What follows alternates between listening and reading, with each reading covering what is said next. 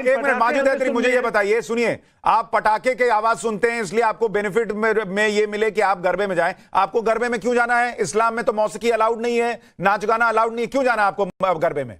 क्या करने जाना है? भाई मुझे बड़ा अच्छा सवाल है। मुझे गरबे में इसलिए जाना है क्योंकि हमारी संस्कृति का हिस्सा है, धर्म का नहीं है। भारतवर्ष की संस्कृति का हिस्सा रहा है, सदियों से रहा है, हजारों साल से रहा है। हजारों साल से मुसलमान और हिंदू एक साथ गरबा खेलते थे, लेकिन अब इस साल से भागवा विचारधारा ने इस पर भी प्रतिबंध लगा दिया। अरे भाई, मैं ये कह रहा हूं, किसी ने, एक मिनट, हेलो सुनिए, एक मिनट सुनिए, आप गलत जानकारी दे रहे हैं। गुजरात में किसी पंडाल में मुसलमान भाई जाकर जो है वो गरबे नहीं खेल रहे होते थे, ये आप गलत जानकारी दे रहे हैं।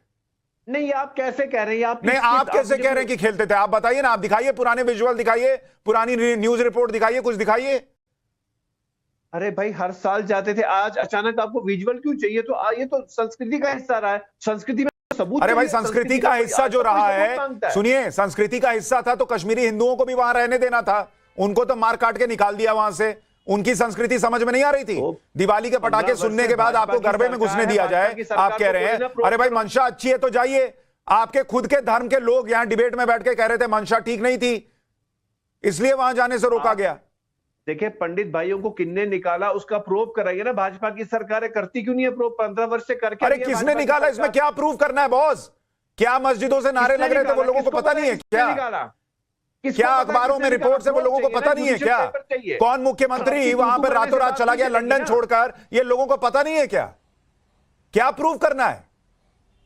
अरे मेरे भाई, ये जबानी जमा खर्ची से बात, कोई जबानी जमा खर्ची नहीं है बॉस। यही आपकी संस्कृति है कि जहां आपका मन किया वहां आप गरबे में घुसेंगे, और कश्मीरी हिंदुओं के साथ जिसने गलत किया उसमें हम आप जांच कराइए। क्या जांच कराना है? कश्मीर में किसने निकाला कश्मीरी हिंदू? मुसलमान को कहता हूं कि गरबा के पंडाल में जाओ भाई, आस्था से जाओ, गरबा के पंडाल में जाओ, हर वर्ष जाओ। क्योंकि ये जो धार्मिक भेदभाव इन्होंने इसमें गरबा के पंडाल का भी बंटवारा किया, ये भागवा विचारधारा खत्म करनी होगी, इंशाल्लाह जरूर करनी होगी। हर गरबा पंडाल में जाए मुसलमान। क्यों आई कार्ड मांगोगे आप? कौन होते हो आप आई कार्ड मांगने वाले?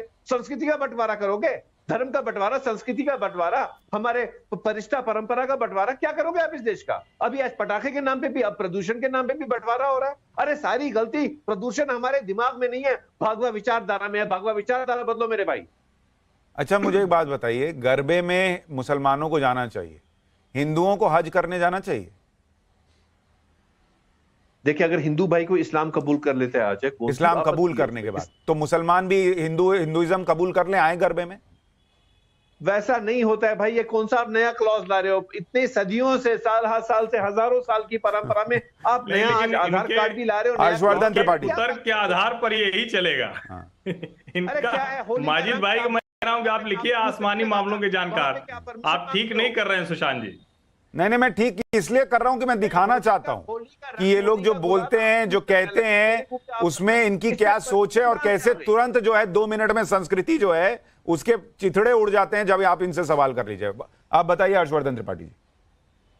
देखिए सुशांत जी, पहली बात तो ये प्रदूषण पर बहस है और उसी पर ये बहस रहनी चाहिए।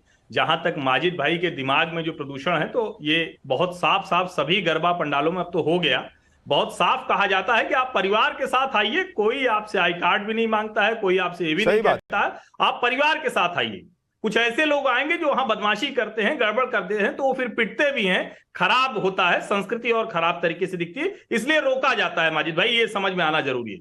प्रदूषण का मूल मुद्दा है, और उस प्रदूषण में हिंदू मुसलमान का वो जीवन देख के नहीं खतरा पैदा करेगी।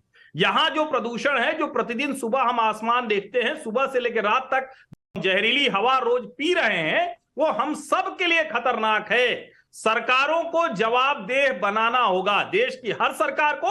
लेकिन चूंकि देश की राजधानी दिल्ली हर तरह से आदर्श होनी चाहिए, मॉडल होनी चाहिए। एक ऐसी सरकार आई थी जिसने कहा था कि हम ये सब करके दिखाएंगे, जो दूसरे राज्यों के ऊपर आरोप लगाती थी। आज वो प्रचंड बहुमत से सरकार में है, लगातार सरकार में है, लेकिन कोई काम नहीं कर रही, इसलिए उस पर सवाल खड़ा होना जरूरी है। देखिए, ऊपर वाले का क्या इशारा है? आस्था का देश है ना। आप देखिए ऊपर हवा क्यों जहरीली है इतनी, ऊपर वाले का क्या इशारा है? इतने ज्यादा पहाड़ क्यों गिर रहे हैं इस देश में? ये 7 वर्षों से क्यों हो रहा है? इतने ज्यादा सैलाब क्यों आ रहे हैं? 7 वर्षों से क्यों हो रहा? क्लाउड बर्स्ट क्यों हो रहे हैं? ये 7 वर्षों से क्यों हो रहा? कोरोना में इतनी हत्याएं क्यों हुई है? 7 वर्षों से क्यों हो रही है? अरे थोड़ा समझिए ना, थोड़ा समझिए। अच्छा माजिद भाई, ठीक है, आसमानी मामलों के जानकार कह रहे हैं हर्षवर्धन त्रिपाठी, आप जरा ये बताइए। चीन में उइगर मुसलमानों के ऊपर बहुत अत्याचार हुआ ना, शायद इसकी वजह से हुआ होगा।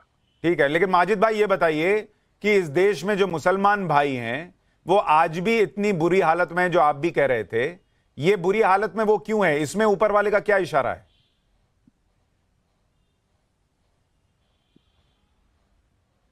लीजिए, आपका सिग्नल जो है वो रुक गया।